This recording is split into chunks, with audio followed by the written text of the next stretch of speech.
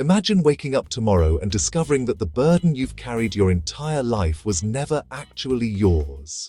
Imagine learning that every fear about past mistakes, every anxiety about future consequences, every concern about whether you're creating good karma or bad karma, all of it was based on a misunderstanding. Not a small misunderstanding. A misunderstanding so fundamental that it shaped the way you viewed yourself, the world, and your place within it. This is perhaps the most radical teaching of the great Indian philosopher and spiritual master, Adi Shankara. Most people know karma as the law of cause and effect. Do good, receive good. Do bad, receive bad. Every action creates consequences that eventually return to the doer. Shankara did not deny this. But he pointed to something even deeper. His ultimate teaching was not merely how to accumulate good karma. It was not how to purify karma. It was not even how to escape karma. His ultimate teaching was astonishing. You were never truly bound by karma in the first place. To understand why he said this, we must travel back more than 12 centuries to meet one of the most influential thinkers in human history. The boy who changed Indian philosophy. Adi Shankara, often called Shankaracharya, was born around the 8th century CE in southern India, traditionally in the village of Kaladi, in present-day Kerala. The historical details of his life are mixed with legend, but historians generally agree that he lived during a period when Indian philosophical traditions were flourishing and competing vigorously. Buddhists, Jains, ritualistic schools of Hindu thought, materialists, and numerous philosophical traditions engaged in intense intellectual debates. Into this world came a remarkable child. Traditional biographies describe Shankara as displaying extraordinary intelligence from a young age. By childhood, he had reportedly mastered the Vedas, the ancient sacred texts of India. Yet what made Shankara truly unique was not his intelligence, it was his question. A question that has haunted human beings across cultures and centuries. Who am I, really? Not your name, not your profession, not your family role, not your personality. Who are you beneath all of that? This question became the center of his life, and according to Shankara, the answer changes everything. The problem nobody notices. Most people live with an assumption so deeply ingrained that they never examine it. The assumption is this: I am the individual person experiencing life. It sounds obvious. In fact, it sounds impossible to deny. You have a body, you have thoughts, you have memories, you have emotions, you act, choose, succeed, fail, love, fear, hope, and regret. Naturally, you conclude that you are the person doing all these things. But Shankara challenged this conclusion. He argued that this identification with the individual self is the original mistake. And once that mistake is made, karma appears unavoidable. Think carefully. Karma only applies to someone who acts. Actions require a doer. Consequences require an experiencer. Rewards and punishments require an individual recipient. Without a separate individual self, the entire structure of karmic bondage begins to look very different. This was Shankara's revolutionary insight. The real issue is not karma itself. The real issue is mistaken identity, the rope and the snake. One of Shankara's most famous teaching examples involves a rope. Imagine walking along a path at dusk. The light is fading. Suddenly you see what appears to be a snake lying across the road. Your heart races. Fear floods your body. You may even run away. But then someone brings a lamp. The light reveals the truth. There was never a snake. It was only a rope. Now consider something important. The fear was real. The racing heart was real. The sweating was real. The experience was real. But the snake was never real. According to Shankara, this perfectly illustrates the human condition. The individual ego, the separate self that believes itself bound by karma, is like the imagined snake. The fear and suffering are experienced, but the underlying assumption is mistaken. The reality is something else entirely. And what is that reality? The answer lies at the heart of Advaita Vedanta. the philosophical system most closely associated with Shankara.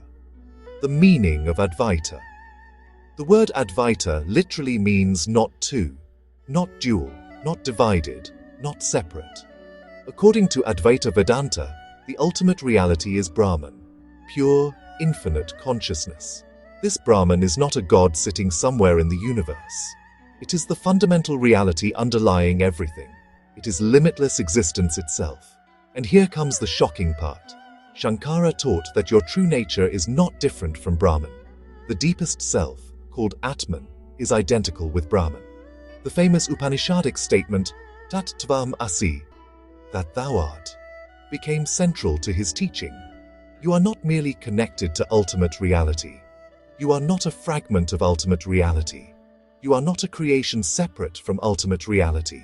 At the deepest level, you are that reality itself. Pause for a moment and consider how radical this claim is. If your true nature is infinite consciousness itself, what happens to the idea that you are a limited individual trapped by karma? The entire picture begins to shift. The dream analogy. Shankara frequently used another powerful analogy. The dream. Imagine that tonight you have a vivid dream. In the dream, you become a different person. Perhaps you gain wealth. Perhaps you lose everything. Perhaps you commit mistakes. Perhaps you achieve great success. The dream character experiences pleasure and pain. The dream character acquires consequences from actions. The dream character seems completely real while the dream lasts. Then you wake up. What happened to all those dream events? Did the dream character truly exist independently? Did the dream consequences follow you into waking reality? No. The dream character existed only within a larger consciousness, the consciousness of the dreamer.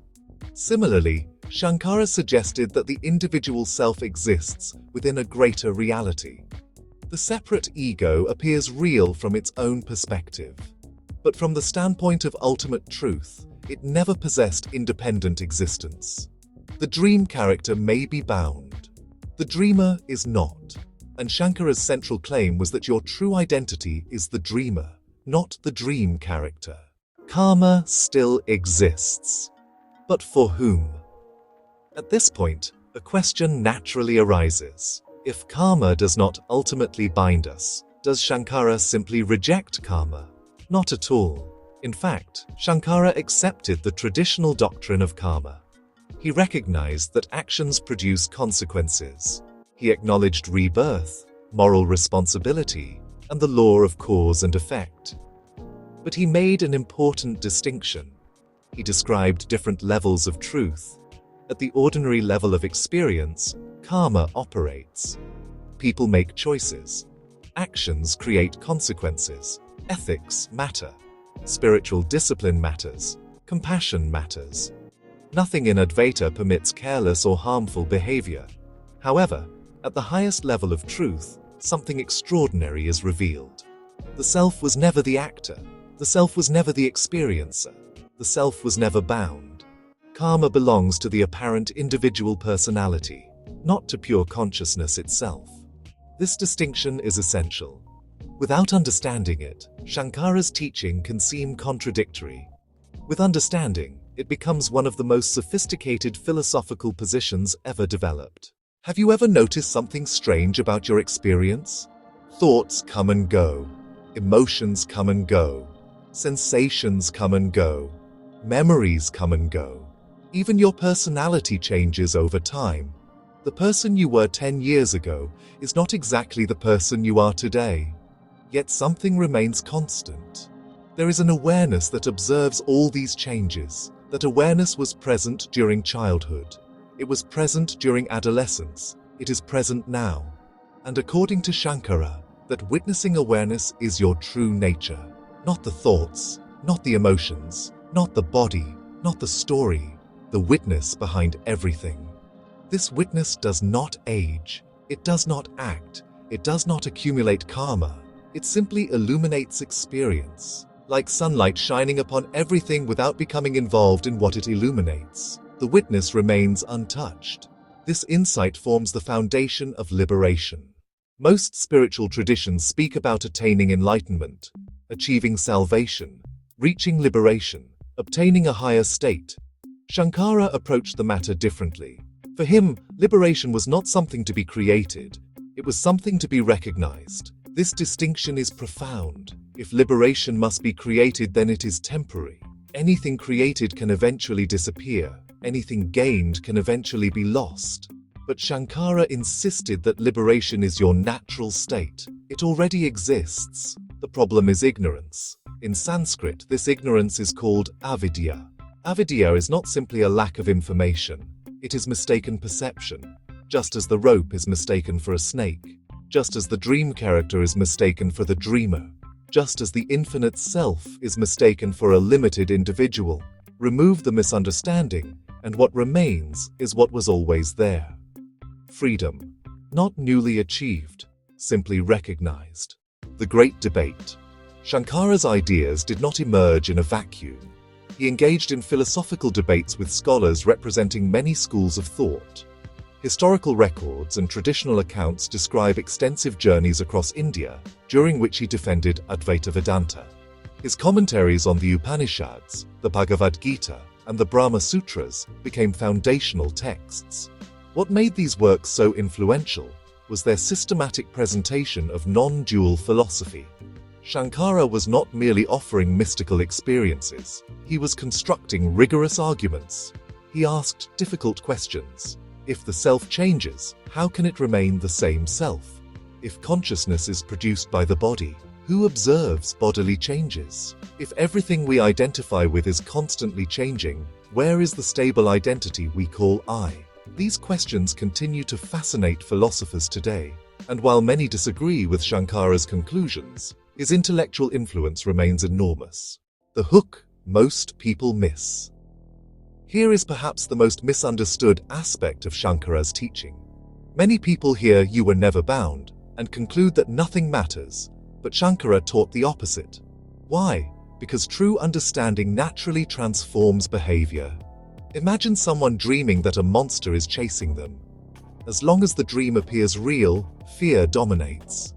The moment they awaken, the fear dissolves. Not because they forced it away, because understanding changed everything. Similarly, realizing one's true nature does not lead to indifference.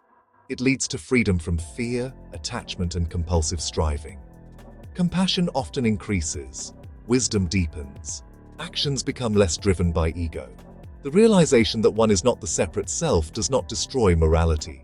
It transforms the basis of morality. The final illusion.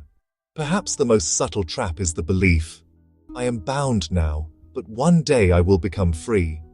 To Shankara, even this belief contains hidden ignorance.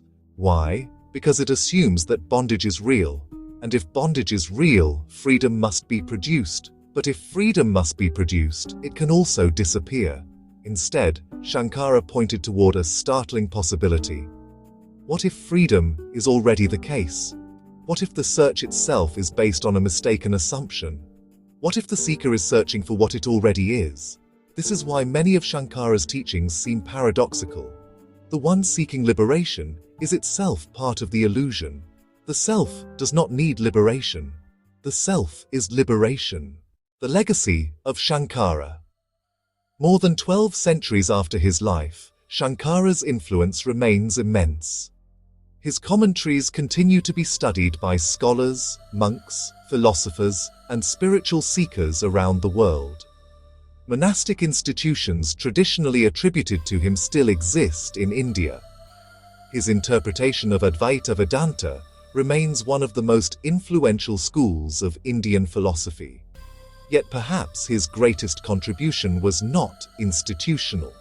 It was existential. He challenged humanity's deepest assumptions about identity. He asked whether the self we defend, fear for, and struggle to improve is truly who we are. And he offered an answer that remains as radical today as it was centuries ago. The ultimate teaching. So what was Adi Shankara's ultimate teaching? Not that karma is false, not that actions have no consequences, not that ethics are unnecessary, not that the world should be ignored. His ultimate teaching goes deeper. Karma binds only the self you mistakenly believe yourself to be. The true self, the witnessing consciousness, the Atman identical with Brahman, was never born, never changed, never acted, and therefore was never bound. The chains existed only because of mistaken identity, like the imagined snake, like the dream character, like a reflection mistaken for the original. And this brings us to the extraordinary conclusion. You do not become infinite. You discover that you always were. You do not create freedom. You recognize it. You do not escape karma as a separate individual. You awaken to the fact that your deepest nature was never trapped by it. That was Adi Shankara's message. A message that has echoed across more than 1,000 years. A message both unsettling and liberating. And a question that remains open for every generation. If you are not the person you think you are, who are you really?